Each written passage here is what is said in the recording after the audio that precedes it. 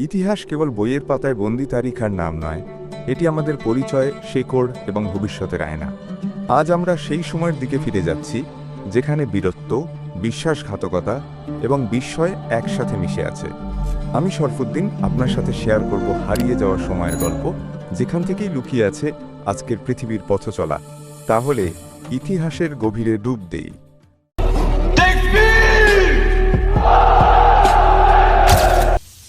আজকে আমরা জানব সিরিয়ার দক্ষিণাঞ্চলে ইসরায়েলি সুরক্ষাপ্রাপ্ত দ্রুজ গোষ্ঠীর পরিচয়। পৃথিবীর নানা প্রান্তের আঞ্চলিক সংকট নতুন নতুন বিষয় আমাদের সামনে নিয়ে আসে, এমন এমন গোষ্ঠীর পরিচয় উপস্থাপন করে অধিকাংশ মানুষ যাদের নাম কখনো শুনেনি। তেমনি এক সম্প্রদায় হল দ্রুজ গোষ্ঠী। সিরিয়ার আরব সুন্নিদের বিরুদ্ধে লড়াইয়ে ইসরায়েলি সুরক্ষাপ্রাপ্ত এই গোষ্ঠী সম্পর্কে সংক্ষেপে জেনে নেওয়া যাক। নামকরণ ও উৎপত্তি। দ্রুজ গোষ্ঠীর উৎপত্তির সাথে মিশরের বষ্ট ফাতিমি খলিফা আল হাকিম বিআমরিল্লাহ 996 এবং 1021 খ্রিস্টাব্দের নাম জড়িত। ঘটনা হলো এই যে 1021 খ্রিস্টাব্দের ফেব্রুয়ারি মাসে ফাতিমি খলিফা আল হাকিম দেহরক্ষী ব্যতীত বের হয়ে আর ফিরে আসেননি। ফলে শাসক গোষ্ঠী তার মৃত্যু ঘোষণা করে তার পুত্র আজ জাহিরকে খালিফা ঘোষণা করে। আল হাকিম কর্তৃক নিযুক্ত শামের শাসক ছিলেন হামজা বিন আলী।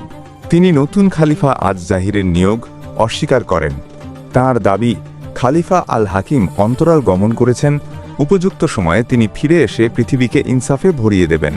এভাবে হামজা পৃথক হয়ে যান ফাতিমিদের শাসন হতে এবং তার অনুসারীরাই পরে দ্রুজ নামে পরিচিত হয়। দ্রুজদের মৌলিক ধর্মগ্রন্থের রচয়িতা এই হামজা। শুরুর দিকে মারুফ নামে এক আরব গোত্র দ্রুজ ধর্মমত গ্রহণ করেছিল, তাই এদেরকে বানু মারুফও বলা হয়। দ্রুজ নামকরণ বিষয়ে নানা বক্তব্য পাওয়া যায়। দ্রুজ বিশ্বাসের অন্যতম প্রতিষ্ঠাতা মোহাম্মদ বিন ইসমাইল আদ দারাজি।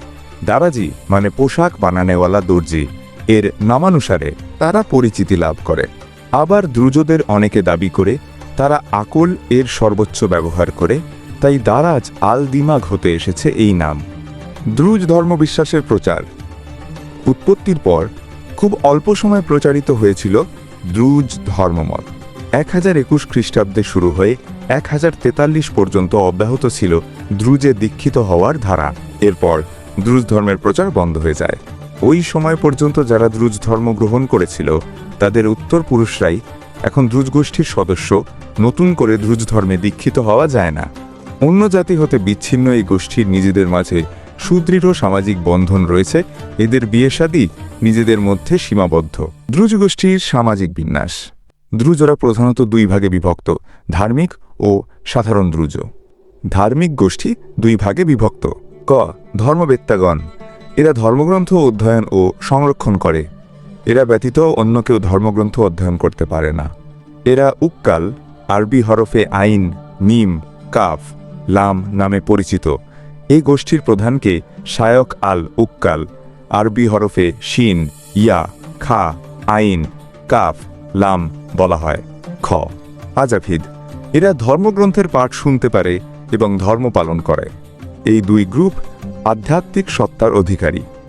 গ. সাধারণ মানুষ কেবল দুনিয়াবি কাজ করে, ধর্মচর্চা করে না। এরা শারীরিক সত্তার অধিকারী। দ্রুজ উপাসনালয় খালাওয়াত নামে পরিচিত। এখানে কেবল উক্কাল ও আজাভিদরা প্রবেশ করতে পারে। ঈদ ব্যতীত সর্বসাধারণ সেখানে প্রবেশ করতে পারে না। দ্রুজের বিস্তরণ। পৃথিবীর ইতিহাসে নির্যাতনের কারণে অনেক ধর্ম দিকে দিকে ছড়িয়ে পড়েছে। এটি দ্রুজদের ক্ষেত্রেও সত্য। ফাতিমি খলিফার নির্যাতন থেকে বাঁচতে অনেক দ্রুজ মিশর থেকে পালিয়ে যায় লেবানন, সিরিয়া ও ফিলিস্তিনের পাহাড়ি এলাকায়। এভাবে তারা নিরাপদ বিচ্ছিন্নতায় সংঘবদ্ধ জীবনযাপন করতে সক্ষম হয়।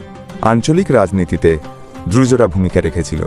ক্রুসেডারদের আক্রমণ ঠেকাতে তারা উসমানী ও মামলুক শাসকদেরকে সহায়তা করেছিল। উসমানী সালতানাতে দ্রুজরা স্বায়ত্তশাসন ভোগ করত। এটি তাদের জন্য হিতে বিপরীত হয়েছিল।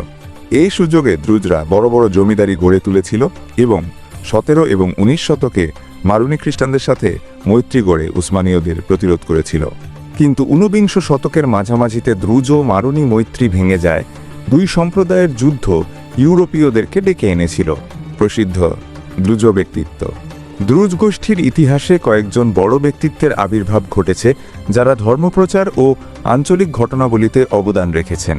যেমন আল হুসাইন ইবন হায়দারা আল ফারগানি আল আজদা ইনি হামজার দাওয়াত প্রচার করেন। বাহাউদ্দিন আল সামকি আল দায়েফ, সুলতান পাশা আল আতরাশ 20 শতকের 20-এর দশকে ফরাসিদের বিরুদ্ধে সিরীয় প্রতিরোধ নেতা।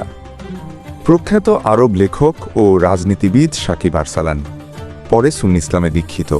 লেবানের সোশ্যালিস্ট প্রোগ্রেসিভ পার্টির নেতা কামাল জাম্বালাত ও তার পুত্র ওয়ালিদ। লেবানিজ ডেমোক্রেটিক পার্টির নেতা কামাল আরসালান।